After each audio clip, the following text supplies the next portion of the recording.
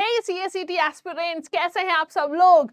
तैयारी कैसी चल रही है? फाइनली एग्जाम में बस एक हफ्ता बचा है। बहुत नर्वस हैं या बहुत एक्साइटेड है या डर लग रहा है कि मैम कैसी तैयारी है, कुछ समझ नहीं आ रहा है।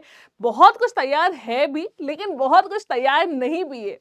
कोई नहीं बच्चों, मैं आपको सब कुछ बताने वाली हूँ because I have been to your place. मुझे समझ आता है कि जब एग्जाम में ना सिर्फ एक हफ्ता बचा हो तो क्या होता है, कितना पैनिक होता है। बहुत सारी एक मिक्स फीलिंग्स आती हैं कि यार ये तो तैयार है लेकिन ये वाला पार्ट नहीं तैयार है। अगर एग्जाम में इससे आ गया तो कैसे करेंगे? Don't worry at all, I will be giving you the 1 week strategy. किस तरीके से आपको फर्दर अपने एग्जाम तक पहुंचना है, क्या क्या चीजें आपको करनी है, डे वाइज शेड्यूलिंग आपकी कैसी होनी है। So I am going to guide you everything from level 1। मैं आपको पूरा बताऊंगी कि आपको ये 7 days, because you know 7 days ना बहुत क्रूशल होते हैं। एग्जाम के जस्ट पहले का एक हफ्ता बहुत क्रूशल होता है एंड उसी से डिपेंड करता है कि वही बताएगा कि आपका एग्जाम कैसा होने वाला है।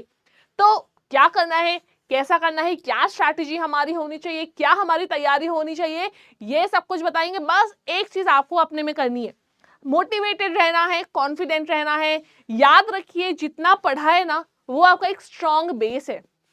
ये मत सोचिएगा कि मैम हमारा ये पार्ट बचा है। बेटा बचा है ठीक है, लेकिन कितना कुछ पढ़ा है। हो सकता है एग्जाम में वही सारी चीजें आ जाए। तो जो पढ़ा है वो आपका स्ट्रॉन्ग बेस है। बस इस तरीके से अपने को कॉन्फिडेंट रखना है, अपने को मोटिवेट रखना है, ठीक है।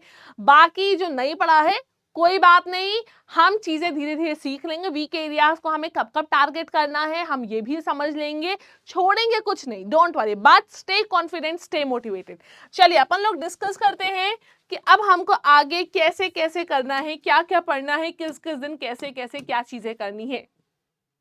So it is 1 week strategy, क्योंकि एग्जाम में सिर्फ 1 वीक लेफ्ट है, सिर्फ एक ही हफ्ता बचा है। So this is going to be 1 week.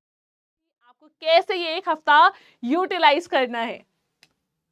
तो बेटा डे 1 एंड 2 डे वाइज मैंने आपकी स्ट्रैटेजी को यहाँ पे डिवाइड किया हुआ है। डे 1 और डे 2 पे क्या करना है आपको, सब फुल सिलेबस का रिवीजन करना है। आपके एग्जाम में 6 सब्जेक्ट होते हैं, राइट। 6 सब्जेक्ट को 3-3 सब्जेक्ट में आप बांट लो। कैसे बांटना है, आपने एक डिफिकल्ट सब्जेक्ट रखा, 2 इजी सब्जेक्ट रखे, या 2 डिफिकल्ट सब्जेक्ट रखा, 1 इजी सब्जेक्ट रखा। इस तरीके से आपने अपना 2 दिन बांट लिए, ठीक। 3-3 सब्जेक्ट करके बांट लिए। जिस सब्जेक्ट में आपको लग रहा है कि इसमें तो बहुत टाइम लगता है उसको रखा, बाकी 2 सब्जेक्ट जो डिफिकल्ट वाले वो अगले दिन रखे। इस तरीके से आपने 2 दिन को अपना बांट लिया। प्रॉपर पूरा सिलेबस का रिवीजन कर लिए, चाहे आता हो चाहे ना आता हो। जो नहीं पढ़ा उसका भी रिवीजन कर लिया। एक एक चीज समझने नहीं बैठना है, ठीक। रिवाइज कर लिया पूरा, हम गो थ्रू कर गए एक बार सिलेबस, जिससे हमको अगर धोखे से भी कोई भी एक चीज है जो हमें लग रहा है हम भूल चुके हैं वो भी हमारा माइंड में आ जाएगा, हमने रिवाइज कर लिया। And also while we are revising, हमने अपने पास एक शॉर्ट नोट्स रखे हैं, एक अपने कुछ डायरी रखी है या नोटबुक रखी है छोटी सी, जिसमें हम क्या करें, जो इंपॉर्टेंट पॉइंटर्स लग रहे हैं हम उसको नोट डाउन करते जा रहे हैं अपनी उसी नोटबुक में। ये अभी मैं बताऊंगी ये कब काम आना है, ये भी मैं बताऊंगी कि वो जो नोटबुक है आपको वो कब रिवाइज करनी है। एज ऑफ नाउ आपने फुल सिलेबस को रिवाइज कर लिया है, ठीक है। अच्छा अब क्या करना है, 1 एंड 2 डे पे हमारा पूरा सिलेबस रिवाइज हो गया। अब तीसरे दिन आया, भाई रिवीजन तो हो गया। रिवीजन के बाद क्या होता है, टेस्ट करते हैं ना हम अपनी नॉलेज को। डे 3 और डे 4 पे हमने मॉक टेस्ट दिए। मॉक टेस्ट कैसे दे रहे हैं, मॉक टेस्ट हमने एक मॉक टेस्ट दिया, उसको एनालाइज किया। मॉक टेस्ट में जितना भी स्कोर आया हमने मॉक टेस्ट देने के बाद अपने एग्जाम को एनालाइज किया, अपने टेस्ट को एनालाइज किया, देखा कि हमारे में कौन कौन सी गलतियां आ रही हैं, कहाँ कहाँ पर हम मिस्टेक कर रहे हैं, ये हमने फिगर आउट किया।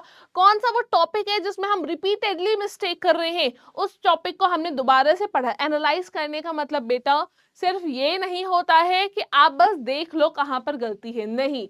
एनालाइज करने का मतलब होता है गलती देखी, नोटबुक खोली, रिवीजन किया उस पर्टिकुलर टॉपिक का, ताकि अब जब अगली बार हम वही मॉक टेस्ट देंगे या अगली बार हम दूसरा मॉक टेस्ट देंगे, at least I should be sure और यू शुड बी श्योर कि हमारी गलती अब उस टॉपिक से तो नहीं होने वाली है, ठीक है। तो डे 3 एंड डे 4 पे हमने मॉक टेस्ट दिया, हम साथ साथ एनालाइज करते जा रहे हैं। एक मॉक टेस्ट दिया, एनालिसिस किया, पढ़ा, फिर दूसरा मॉक टेस्ट दिया, फिर एनालिसिस किया, पढ़ा, ऐसे करके डे 3 और डे 4 पे हमने मॉक टेस्ट दे दिया। मॉक टेस्ट होने का दूसरा फायदा क्या है, हमको समझ आएगा कौन सा हमको सेक्शन पहले अटेम्प्ट करना है, कौन सा सेक्शन हमको बाद में अटेम्प्ट करना है, कौन सी चीज हमें इजी लग रही है, कौन सी चीज हमको वीक लग रही है, कौन सा हमें टॉपिक लग रहा है जो हमने पढ़ा तो था, अब लग रहा है कि अरे ये तो मुझे बिल्कुल नहीं आता है। वीक एरियाज हमारे आइडेंटिफाई होते जाएंगे। सो साइड बाय साइड अपने उसी नोटबुक पे हमने क्या किया, एक वीक एरियाज की लिस्ट बना ली जो हमको बाद में रिवाइज करने हैं, जिसको हम बार बार भूल जा रहे हैं तो हमें उसको बाद में रिवाइज करना है, एक बार फिर से पढ़ना है। ठीक है, डे 5 पे क्या करना है, अब हम आएंगे अपने वीक एरियाज को टारगेट करेंगे।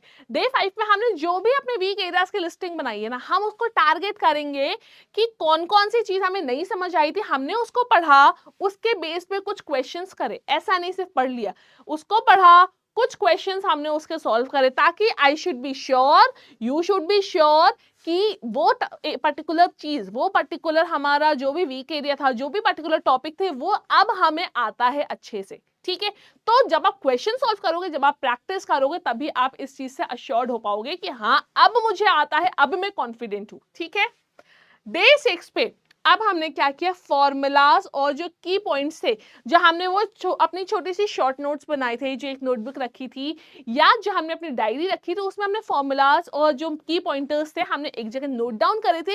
अब हम डे 6 पे उस पूरी अपनी नोटबुक को रिवाइज करेंगे, बार बार पढ़ेंगे। उससे क्या हुआ, जितनी इंपॉर्टेंट चीजें हैं वो हमको समझ आ रहा है और हमने अब पूरा हमारा अब यहां तक रिवीजन हो गया है।